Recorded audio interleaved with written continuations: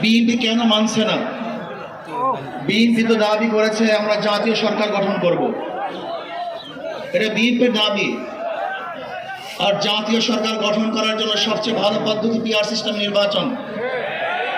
জাতীয় সরকার সর্বদলের অংশগ্রহণমূলক সরকার, আর সর্বদলের অংশমূলক সরকার গঠন হতে পারে একমাত্র পিআর সিস্টেম নির্বাচনের ভিত্তিতেই। তাহলে কেন বিএনপি মানসের কারণটা কেমন বুঝি না। অবশ্যই বিএনপিকেও পিআর সিস্টেমে নির্বাচন মানা উচিত। সংস্কার চাই। বিএনপি বলছে আমরা সরকার গঠন করে ক্ষমতায় গিয়ে সংস্কার করব। প্রথম প্রশ্ন হলো এই, আগামীতে বিএনপি ক্ষমতায় যাবেন এই গ্যারান্টি আপনি কে দিয়েছে? আপনি কিভাবে ভেবেছেন যারা 91 থেকে 96 পর্যন্ত ফেল করার কারণে 96 ক্ষমতা আসতে পারে নাই, আবার 2001 থেকে 2005 পর্যন্ত দেশ চালাবার কারণে 2008-এ তারা ক্ষমতা আসতে পারে নাই। 2001-এ বিএনপি ইশতেহার ঘোষণা করেছিল, সেই ইশতেহারের মধ্যে 10% বিএনপি বাস্তবায়ন করতে পারে নাই। এমনকি 2001-এ বিএনপির ইশতেহারে 1 নম্বর শর্ত তারা পালন করতে পারে নাই। আমি বিশ্বাস করি আগামীতে ক্ষমতায় কে যাবে না না যাবে আমি জানি না, কিন্তু বাংলাদেশের জনগণ কোন দুর্নীতিবাজ, চাঁদাবাজ, দখলবাজ, খুনিদেরকে আর ক্ষমতায় নিবে না। বাংলাদেশের জনগণ রক্ত দিয়েছে, জীবন দিয়েছে বাংলাদেশে চাঁদাবাজি করার জন্য নয়, খুন করার জন্য নয়, দেশকে দখল করার জন্য নয়, দুর্নীতি করার জন্য মানুষ রক্ত দেয়, জীবন দেয় নাই। বাংলাদেশের মানুষ জীবন দিয়েছিল, মানুষ মুক্তি পাবে, শান্তি পাবে। আমার গরিব দুঃখী মানুষ ক্ষুধার্ত থাকবে না, বাংলাদেশের একজন মানুষও খোলা আকাশের নিচে থাকবে না, বাংলাদেশের একজন গরিব বস্ত্রহীন থাকবে না।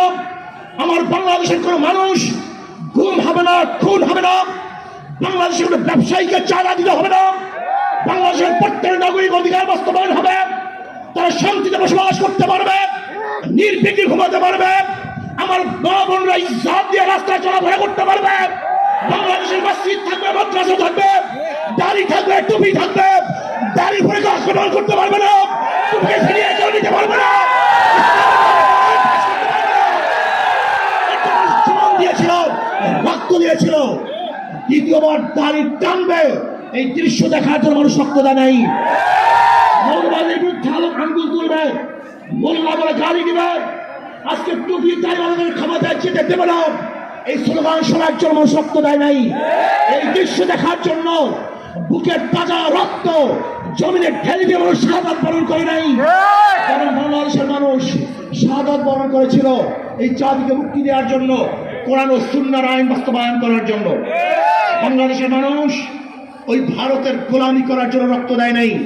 বাংলাদেশের মানুষ ভারত আমাদের দেশের কর্তৃত্ব নেতৃত্ব করবে, আমেরিকা আমাদের দেশের কর্তৃত্ব নেতৃত্ব করবে, এর জন্য বাংলাদেশের মানুষ জীবন দেয় না, রক্ত দেয় নাই।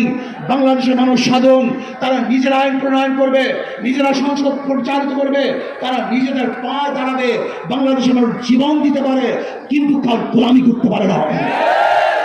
কেন ভাই আমার, আমি বিশ্বাস করি আজকে মঞ্চে যারা আছেন, যদি আমরা মুনাফিকি না করি,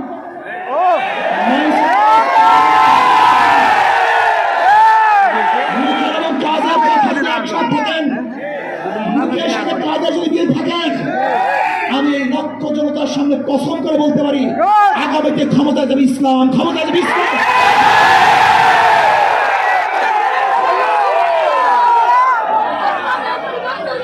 খবরদার যদি মুনাফিকি করি, তাহলে দেশের মানুষ সচেতন হয়েছে, এদেশের মানুষ সব জ্ঞানী হয়ে গেছে। বিশ্বাস করবেন না, একজন রিক্সাওয়ালা, ঠেলাওয়ালা, কুলি মজদুরের বক্তব্য শুনলে আমরা আশ্চর্য হয়ে যাই। বাংলাদেশের মানুষ কত সচেতন, তারা কত সচেতন হয়েছে। যদি আমরা মুনাফিকি না করি, যদি আমরা ঐক্যবদ্ধ থাকি, বাংলাদেশে একটা বাক্স ইসলামের নামে দিতে পারি।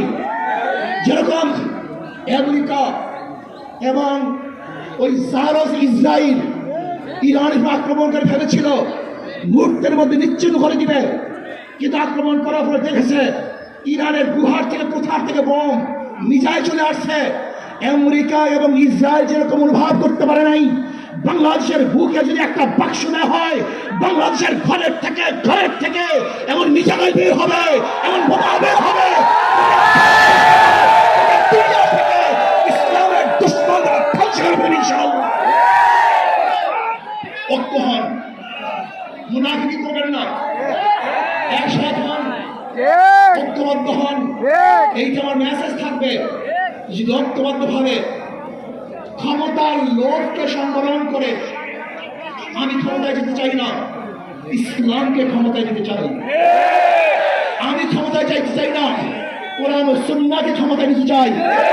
যিনি আদর্শ পালন করেন, এই নীতি আদর্শ যদি গ্রহণ করেন, ইনশাআল্লাহ নাসরুম মিনাল্লাহি ফাতহুন কারীম, অবশ্যই সাবিরিন। সেই দিন আসতেছে, আমি দেখতেছি, মহান আমার চোখের সামনে আমি দেখতেছি ওই সংসদের মধ্যে কলেমার কথা হবে, কোরআন ও সুন্নাহর কথা হবে, লা ইলাহা ইল্লাল্লাহ উচ্চারিত হবে। শান্তিতে বসবাস করতে পারবে, জুলুম থাকবে না, অত্যাচার থাকবে না, অবিচার থাকবে না। প্রত্যেকটা মানুষের প্রাপ্তি তাদের ঘরে ঘরে পৌঁছানো হবে। আজকে আমার মা মনে করছে ইসলাম ক্ষমতা আসলে আমাদের অবস্থাটা কি হবে। ইসলাম ক্ষমতা আসলে প্রত্যেকটা মা বোনের ন্যায্য অধিকারকে প্রতিষ্ঠিত করা হবে। ইসলাম ক্ষমতা আসলে আগামী 5-10 বছরের মধ্যে সমস্ত গরিবরা দরিদ্র সীমার উপরে চলে যাবে। ইসলাম ক্ষমতা আসলে 28 লক্ষ কোটি টাকা বিদেশে পাচার হবে না, দুর্নীতি থাকবে না, জুলুম থাকবে না, অত্যাচার থাকবে না, নির্বিচার করে মানুষ আর খুন হবে না, গুম হবে। ইসলাম ক্ষমতা আসলে শ্রমিকদেরকে তাদের অধিকার আদায়ের জন্য রাস্তায় নামার কোনো প্রয়োজন হবে না। ইসলাম ক্ষমতা আসলে কৃষক, শ্রমিক, মজদুররা তাদের অধিকারকে প্রতিষ্ঠিত করার জন্য ইসলামী সরকার তাদেরকে নিয়ে কমিটি গঠন করে তাদের প্রাপ্তি তাদের কাছে পৌঁছায়। আসুন, ইসলামী হুকুমত কায়েম করার জন্য আমরা চেষ্টা করব। আজকে আমাদের এই জনসভায় যশোর থেকে আমার কিছু ভাই আসার সময় তারা এক্সিডেন্ট হয়ে শাহাদাত বরণ করেছে। আল্লাহ তাদেরকে জান্নাতুল ফেরদাউস দান করুন। আমার অনেক ভাইয়েরা আহত অবস্থায় আছে, আল্লাহ পাক তাদেরকে সুস্থ করে দেন।